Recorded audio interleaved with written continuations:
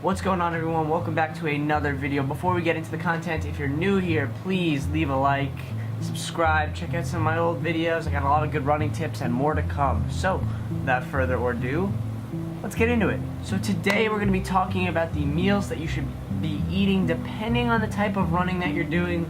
I'm going to try and do my best to explain from my personal knowledge and what I read a little bit about, and from the people that I know. So I guess we could really start all this with the types of running type, because it's completely different if you're a distance runner or a short distance runner. So for instance, if you're on the cross country team and you're running 5Ks, if you're running like constant mileage, you know, like between, I want to say, anything like over 15 miles, I want to say, a week, you know, you really have to make up for that loss, because once you start getting up into that 15-mile and higher range, your body's burning a lot more calories than it is when you're running 400s as workouts and 800s. So when you're running distance, the main thing your body is actually working off of is straight calories. It takes a lot more to fuel a runner to run a 5K than it does to run 100 meters. It's commonly a misconception that people say, alright, well, it might be harder to sprint that 100 meters than it is for someone to run a 5K.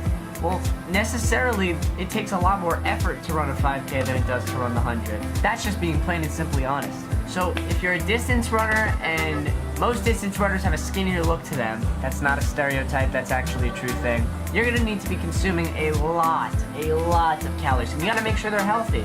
You know, going to Friendly's isn't going to cover it, you know, getting that huge ice cream sundae, all like the cake and everything. That's not going to cut it. You're going to need something healthy.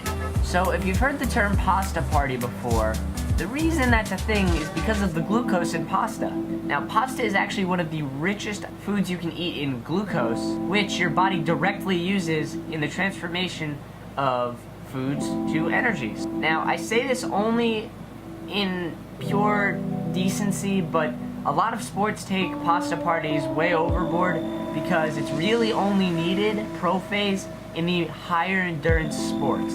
Now, I'm not saying that lacrosse, soccer, football aren't high endurance sports. I'm just saying that, like, having a pasta party like 4 times a week will hurt a football player or a lacrosse player, and it will not hurt a distance runner. So basically, this ATP, which is the energy your body creates, it's actually short for adenosine triphosphate. If that energy is used, that's great, but if it's stored, you know, it's then not used. And that's why pasta is not considered the healthiest of foods unless you're using the energy.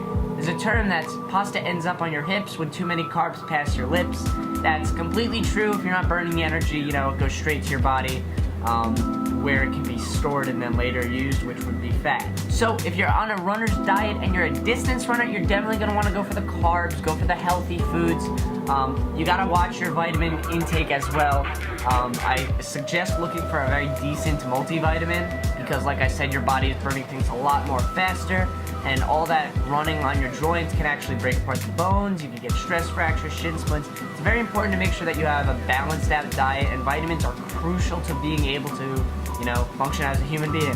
A lot of famous distance runners actually reach for easier things, such as nuts, peanuts, almonds, peppers, carrots, strawberries, bananas, you know, all these simple foods that can be broken down by your body and used very efficiently are perfect for you. So if you're thinking about going into distance running, or you do some on the side, or you're just doing it to stay in shape, definitely recommend you look into your diet and what you're eating before and after. You have to make sure your body's properly fueled beforehand and afterwards, which I am going to talk about in a different video. This is just strictly about like food groupings. Now, moving over towards the short distance sprinting, meaning anything a little bit more intense. So I want to start with, in winter track, as little as the 55 meter, and I want to go as high to what I would say is like the 800 meter. I mean, if you're really running like lightning speeds, maybe the 1600. I wouldn't stretch that far. But these shorter events are much more strenuous on your muscles. Like, it's a lot more like output over a short course of time. That doesn't really... To look at it this way, distance runners, they take a lot of energy and spread it out along a huge amount of space, a 5K. Short distance runners have to take all that energy and put it all into a shorter amount of space by a lot shorter space, but still match that output. So people assume that Usain Bolt, since he's the fastest human, actually running under 20 seconds in the 200 meter, that, you know, you could just multiply that a few times all the way up to the mile, and you're looking at like what? A 3-minute mile. Why doesn't he run the mile? Because he gets fatigued after the 200. If you've seen him run a 400 meter, which is 1 lap on a track, he's still running like blisteringly fast, but that's about it. Anything more than that, and you can't. He's not built to do it. So when you're doing this kind of exercise to your muscles, it's a lot more power output. If you lift a lot, you know that your muscles break down much easier when you're doing high strenuous activities on your muscles, very powerful stuff, explosive work. Did somebody say boom? So it's very crucial to keep your muscles fueled, properly warmed up, and then properly healed after the workout. It's going to require a much higher protein diet, because protein direct enzymes used to rebuild damaged muscle, which is pretty much, damaged muscle is that sore feeling that you have. That's lactate buildup in the muscles and the cells telling you that, you know, they're going under some stress. So for this, you're gonna need a lot more, like I said, you're gonna need more protein. You gotta watch the calorie intake. You're not burning as many calories, you're just putting a lot more pressure on these muscles and working them a different way. So you don't have to be a 100-meter runner and, you know, go out every night, eat a 7,000 calorie meal. And I'm telling you, if you do that, you're gonna look fat. You're not gonna look skinny. A distance runner can do that and look completely the same, if not skinnier. Believe me, it's doable. It's gotta be much healthier foods and a lot of whole grains. To be able to output energy like that and perform your best, your body's gotta be working at the most proper, you know, form it can. So, you know, staying away from processed foods is a huge thing, whether you're a short distance, long distance person. That is crucial, but in short distance, it can be night and day. Fruits, vegetables, beans, legumes, quinoa, you know, you want to just go for that healthy stuff.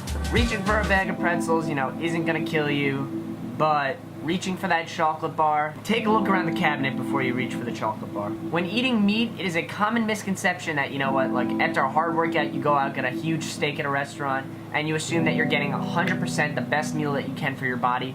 It's really not that true. The only meat that's really gonna be positively benefiting you to your max is a lean cut of beef, which usually is almost always in the vegetarian section of the supermarkets. And to be in a little container is usually labeled between 80 and 95% lean beef, sometimes even 100. No added preservatives, no growth hormones. You're just getting the healthiest, straight, you know, meat to body food here. And you also definitely want to go for healthy fats, nuts, seeds, and oils from vegetables. It's much healthier for you than processed fats. Carbs are a great source for energy, and, you know, small intakes of them before races help, maybe even the day before. Just not on the complete scale as a distance runner. Alright, I'm gonna conclude the video there. It was a really short video, I just wanted to give you a little brief explanation. I will be talking about supplements pre-race, post-race, mid-race, you know, I'm gonna be talking a little bit more in depth to this topic in a few other videos. I just thought I'd do a little round video on the topic. Since it is 7:30 at night and I still have to study for a few more quizzes, I thought I'd just give it a shot, you know, make a video. If you've seen a few of my other videos, I actually am currently sick still. I ran a meet yesterday, it felt kind of good, but something was definitely wrong, so I went to the doctor today. You already know, got that flu shot gang. Didn't even flinch, you know. But anyway, I got some antibiotics for Lyme's disease, which I think is back. Blood test should be coming in soon. Fingers crossed it's not that again. Last year, if you don't know, had it very badly. Almost had a season-ending immune problems. So I was in the hospital, but I got out. I thought I was good. I might have it again. We'll see. So if I'm a little under the weather still, that's just because of that. I will still be pumping out videos for you guys though. So I will see you guys on the next video. Like the video if you liked it. Subscribe while you're here. Take a look around the channel. I got a few other running videos and plenty more to come. So see you in the next one.